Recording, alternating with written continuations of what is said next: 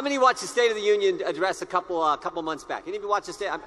I always tell folks this is as close to pageantry as we get in America, so I go to it. I don't really remember a whole lot of what President Biden said because he didn't say anything really that noteworthy in my judgment. But I thought the response afterwards by Governor Huckabee-Sanders, did you watch the response? Any of you watch that? Yeah, I thought she did a great job. And she said, the divide in America today, I thought the best line, the divide in America today is normal versus crazy. Remember when she said that? And it is so true. Think about the left today. It is crazy to say boys should compete against girls in sports. It's just crazy. But that's where the left's at. It is crazy to think we should defund the police. And think about it. We got great law enforcement around here. God bless these guys for what they do. Thank you.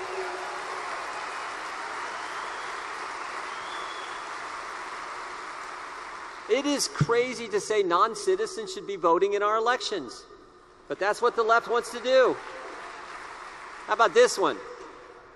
It is crazy to let a spy balloon, and the key word in there is spy. It is crazy to let a spy balloon fly clear across the continental United States. Now, again, not just a spy balloon, not just a spy balloon, not from Canada, not from Panama, but a spy balloon from China. It is crazy to let that fly clear across the country and then shoot it down. But that's today's left. It is crazy to use federal tax dollars to indict a former president for no crime, and then when we try to investigate, to take us to court. But that is exactly what happened this last week.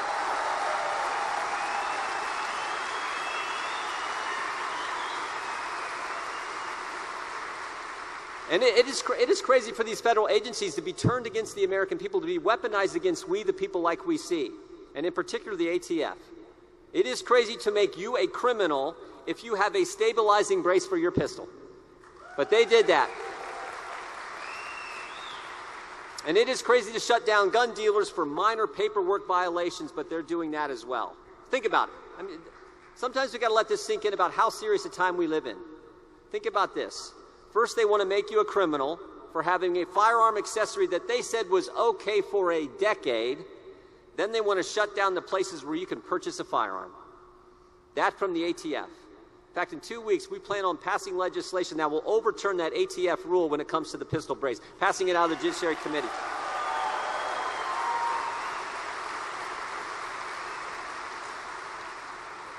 All those crazy things, that's why what you're doing, standing up for Second Amendment liberties, for freedom, is so darn important. And understand what we're up against. I always say, the left has a template. The left has a way they go about business. It's the same playbook all the time. The left will tell a lie.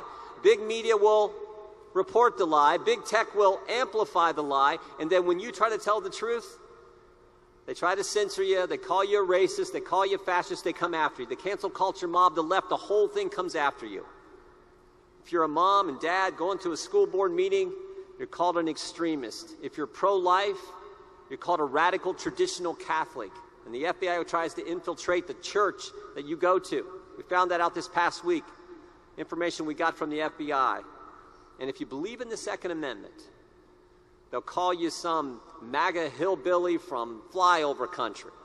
Right? That's what they do. I mean, I'm in that category. I'm from right next door in God's country, Ohio. That's what we're up against. Yeah, we got some Ohioans here. So I just came to say thank you. Thank you for being in the fight. Thank you for being part of this great organization, this organization that is committed to protecting freedom. I learned a long time ago, good things don't just happen. You want to accomplish things of meaning and significance, you got to get off the sideline and get in the game. And you were doing that. So thank you for doing that. It's not easy. You're going to get attacked. You know that. It happens all the time. The press is going to attack us. In the press, they always get it right. I tell my colleagues in Congress, if the press isn't saying something bad about you, you're probably not doing anything any good, right?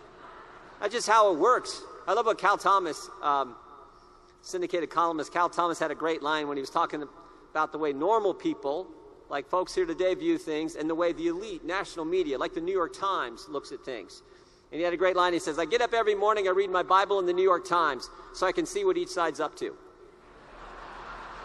A lot of truth to that. So thank you for being in the fight. Thank you for helping the good people who do run for office, who go and fight for the things that make our country special. And in particular, well, you're kind. Thank you.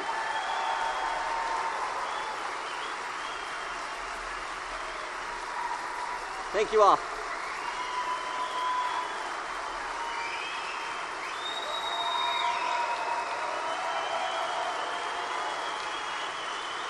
Thank you. Sit down, sit down. You're very kind. I really want to thank you for helping President Trump over these last years. What they've done to this man, what they've done to a president who did more what he said he would do when he was our leader, when he was our commander-in-chief, than any president I have ever seen. Thank you for standing by him. You think about, they spied on his campaign, they raided his home, now they indict him, they've been after him. But in spite of everyone being after him, he said he would reduce regulations, he did. He said he would cut taxes, he did. He said he would build the wall, he did. He said he would put the embassy in Jerusalem, he did. He said he would get us out of that crazy Iran deal, and he did. He said he would put conservatives on our highest court, and he did. And a whole bunch of other things he got done. And he did it with everyone. He did it. President Trump did it with everyone in that town against him. Every Democrat was against him. Everyone in the mainstream press was against him. Half the Republicans were against him.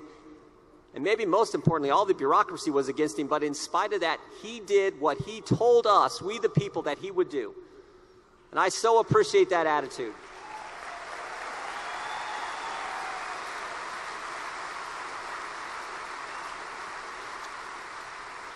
So thank you so much by standing by him. What he's been through, I don't know of anyone who could.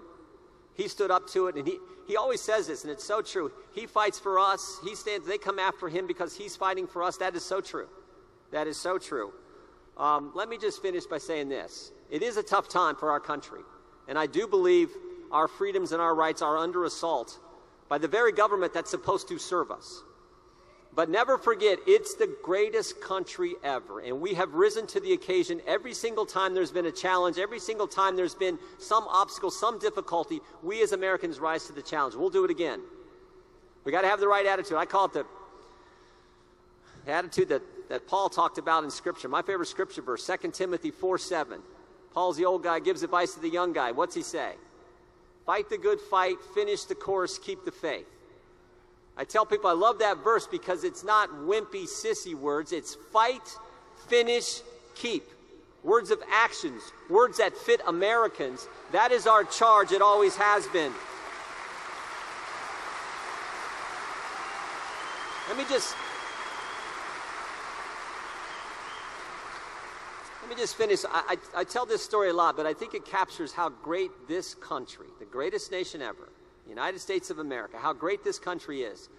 My wife Polly and I, this is several years ago now, we live just over in Ohio and just north of Dayton, and we have some good friends in the Dayton area who invited us to come down for dinner. It's this time of year, summertime of year. And they said, we were free that evening. We said, yeah, we'll come down. And they said, well, before we go to dinner, we want to tour the Wright brothers' home there in Dayton. And we said, great. We like history and the house we live in, raised our family in, is an old home. And we said, great, we love that. We'd love to do that. So we go and meet our friends there, and you pay the lady at the door like $5 with the Historical Society, and they take you on a tour of the Wright brothers' home. And you learn all kinds of neat things about these two amazing Americans. You learn about the bicycle shop. You learn about other things they were tinkering and messing with. It was all interesting stuff. And you learn all about the family and the house and everything else. The last stop on the tour is Orville's bedroom. You're there, and they tell you a few more things about this particular Wright brother. And then they finish the tour by showing you two pictures.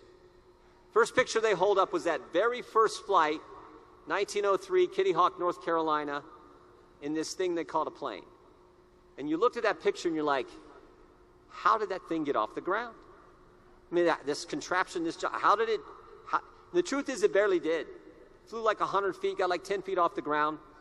And you look at that and you kind of remember that from school when you learned that in 8th, 9th grade, whenever they teach you that, and you're like, okay, that's kind of interesting. They put that picture down, and then they hold up a second picture. 44 years later, 1947, Chuck Yeager breaking the sound barrier in a jet. And I was like, wow, I didn't remember that. Maybe I wasn't paying attention that day in school. I didn't know that. That's amazing. In 44 years, we went from 2 guys flying 100 feet in a thing they called a plane to another American breaking the sound barrier in a jet. And they put that picture down. Literally, that's the end of the tour. And Polly and I start walking out that door, and as we're walking out, it hit me. Wait a minute. Wait a minute. Why did they stop there? I represent Wapakoneta, Ohio, hometown of Neil Armstrong, who 22 years later stepped on the moon. Stop and think about it. In 66 years, we went from 2 Americans flying 100 feet to putting a man on the moon. This country did that in one lifetime. I would argue there is no other nation capable of doing something like that, only this country. So don't ever let anyone tell you this is not the greatest nation ever and it's worth fighting for. God bless you all. Have a great day.